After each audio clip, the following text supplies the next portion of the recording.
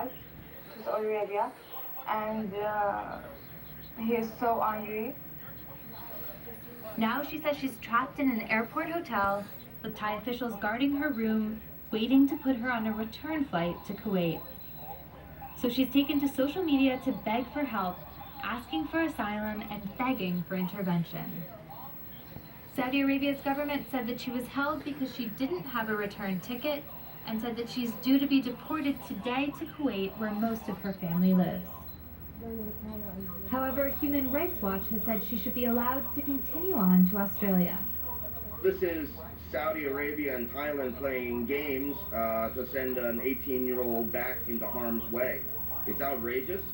She deserves to be allowed to see the UN Refugee Agency and ask for asylum. Now the clock is ticking down, and having renounced Islam, Rahaf says that she fears for her life. I don't have right in Saudi Arabia, and my family treated me so bad. They will kill me. Kim Gittleson, BBC News.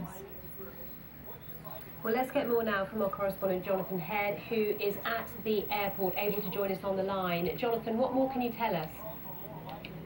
Well, Rahaf was supposed to be put on a Kuwait Airlines flight about half an hour ago. We've been waiting to see how they would do that. She's still in her room in the transit hotel where I am now.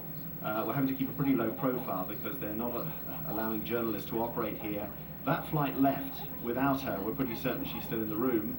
So there are a lot of Thai immigration officials around here. They are surrounding her room. She can't come out.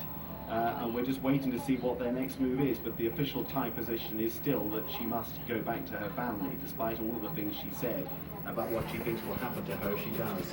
So it is pretty unclear then what is going to happen next, I guess, in terms of where she's headed. I think human rights groups are right to be extremely concerned because Thailand unfortunately has a track record of sending back people to places where they do have a well-founded fear of persecution. This has happened on many occasions, and there's no doubt that Thailand is considering, I'm sure, considering its relations with Saudi Arabia here. But inevitably, the enormous amount of international attention this case has got, I think, probably will have some sway. And I think Thai officials are, in some ways, caught in a bit of a quandary. She hasn't actually, contrary to what the police say here, and they're not right about this, she's not tried to enter Thailand.